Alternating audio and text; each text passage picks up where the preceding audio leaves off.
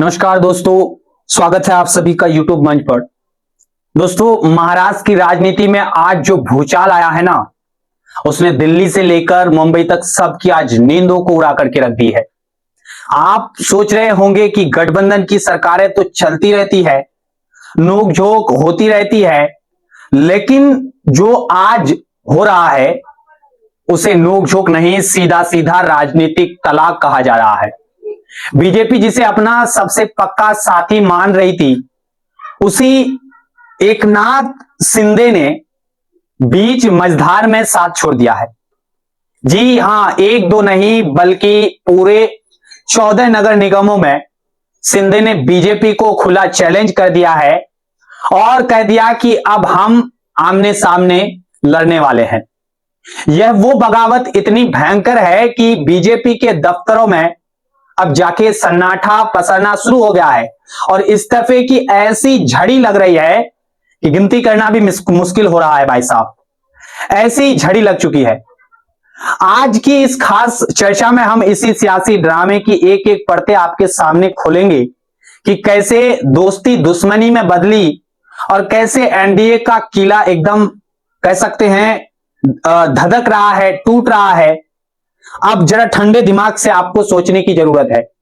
जो पार्टियां कल तक साथ बैठकर सत्ता की मलाई बांट रही थी, जो एक दूसरे को जिगरी दोस्त बता रही थी, वो अचानक चुनाव आते ही एक दूसरे का गला काटने को तैयार क्यों हो गया है? मामला नगर निगम के चुनाव का है, लेकिन इसकी तपिश इतनी ज्यादा है भाई साहब कि गठबंधन की डोर जलकर खाक भी हो सकती है। यह बगावत तब और भी हैरान करने वाली लगती है जब हम देखते हैं कि शिंदे से पहले ही अजीत पवार ने एनडीए से किनारा कर लिया था। अजीत पवार जो बड़ी उम्मीदों के साथ आए थे, वो अपनी घर वापसी कर चुके हैं और अब अपने चाचा शरद पवार के साथ मिलकर बीएमसी का चुनाव लड़ रहे हैं। यानी एक तरफ चाचा भतीजे फिर से एक हो गए हैं और दूसरी तरफ जो एकनाथ शिंदे बीजेपी के हनुमान बने फिरते थे, उन्होंने ही अब राम के खिलाफ मोर्चा खोल दिया है। मंगलवार को जब बीएमसी समेत 29 महानगरों पालिकाओं के लिए नामांकन का आखिरी दिन भाई साहब था, तब जो संग्राम मचा उसने सबको दंग कर दिया है। 14 शहरों की 14 मुख्य सीटों पर बीजेपी और शिंदे की सेना अब आमने सामने भाई साहब टकराते हुए नजर आ रही है।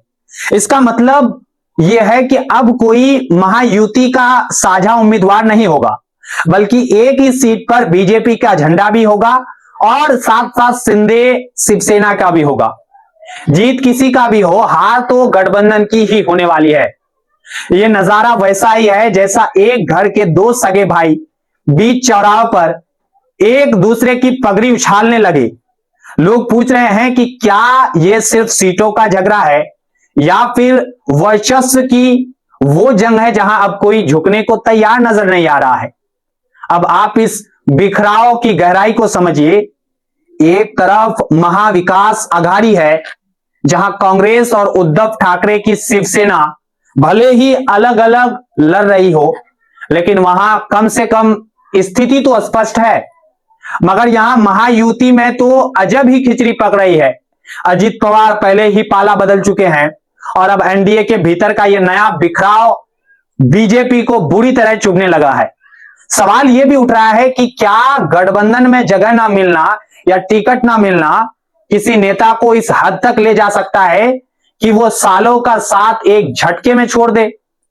पुणे म्यूनिसिपल कॉरपोरेशन और बॉम्बे कॉरपोरेशन के चुनाव ने यह साबित अब कर दिया है कि सत्ता की भूख के आगे गठबंधन की मर्यादा कुछ भी नहीं है। जब टिकट नहीं मिला तो आक्रोश का वह ज्वालामुखी फटा जिसे बीजेपी शांत नहीं कर पाई। नेताओं ने इस्तीफों की झड़ी लगा दी है भाई साहब। महाराष्ट्र के गली कूचों से बाहर आ रही है कि कार्यकर्ता इस कदर नाराज हो रहे हैं कि उन्होंने पार्टी के झंडे तक उतार फेंके हैं। कहने को तो एकनाथ शिंदे बीजेपी ऊपर ऊपर से दिख रहे हैं कि बीएमसी चुनाव में हम साथ है, हम एनडीए का हिस्सा है, लेकिन सच में तो 29 महानगरों निगमों के मैदान में दिख रहा है।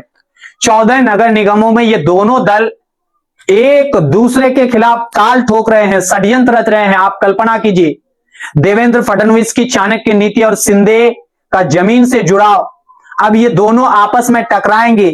पुणे, नासिक, अमरावती, मालेगांव, ओखला, मीराबंदर, नवी मुंबई, धुले, सांगली, छत्रपति संभाजी नगर और साथ साथ जलना, ये वो इलाके हैं जो अब रण क्षेत्र बन चुके हैं। इस बगावत की आग इतनी तेज हो रही है कि बीजेपी को अब अपने ही उम्मीदवारों की लिस्ट जारी करने से अब भाई साहब डर लग रहा है। आपने कभी सुना है कि इतनी बड़ी अनिश्चित पार्टी अपने उम्मीदवारों की आधिकारिक सूची जारी करने से पीछे हट जाए? लेकिन इस बार यही हो रहा है। बीजेपी को कहीं ना कहीं डर है कि जैसे ही लिस्ट बाहर आएंगी, बचा खुचा अनुशासन भी एकदम से ढह जाएगा, खो जाएगा, और जो दावेदार छूट जाने वाली है वो बगावत का झंडा उठा लेगा। इसलिए पार्टी अब एक अजीबोगरीब डैमेज कंट्रोल मोड में है। लिस्ट पब्लिक करने के बजाय भरोसेमंद नेताओं को सीधे फोन कॉल कर रहे हैं। चुपके से कहा जा रहा है कि भैया आप जाकर नामांकन भर दो। ये कैसी पारदर्शिता है? क्या लोकतंत्र में अब पार्टियों को अपने ही उम्मीदवारों के नाम बताने में शर्म आ रही है या डर लग रहा है? पुणे की बात करें तो 165 सीटों के लिए बीजेपी के पास 2500 से ज्यादा आवेदन आए। अब 2500 लोगों से 165 को चुनना है तो ठीक है, लेकिन बाकी बचे 2000 से ज्यादा लोगों का गुस्सा झेलने की बीजेपी में हिम्मत नहीं दिख रही है। इस बार पार्टी को डर है कि अगर लिस्ट सार्वजनिक हुई, पारदर्शी हो गई, जारी हो गई, तो ये नाराज लोग निर्दलीय चुनाव लड़ेंगे और खेल को एकदम से बिगाड़ करके रख देंगे, या फिर विरोधी खेमे में जाकर बैठ जाएंगे। यानी जिस डबल इंजन की सरकार का ढिंडोरा पीटा जाता था, उसके डिब्बे अब एक दूसरे से टक्कर कर पटरी से उतरते हुए नजर आ रहे हैं। आज महाराष्ट्र की सड़कों पर लोग पूछ रहे हैं कि जब आप एक नगर निगम का चुनाव ढंग से मैनेज नहीं कर पा रहे हैं, तो प्रदेश और देश चलाने के बड़े बड़े दावे आप कैसे करते हैं? लोकसभा चुनाव निकल गया, विधानसभा चुनाव हो गए, लेकिन अब बीएमसी और पीएमसी जैसे स्थानीय चुनाव में बीजेपी की साख दांव पर लगी है। यह सिर्फ चुनाव नहीं है, यह भी याद रखिएगा, यह एक संदेश है कि जब आप अपने सहयोगी को सम्मान नहीं देते या उनकी महत्वाकांक्षाओं को नहीं समझ पाते तो अंजाम ऐसा ही होता है, बहुत बुरा। रामदास अठावले की पार्टी भी बीएमसी में सीटें न मिलने से मुंह फुलाए बैठी हुई है।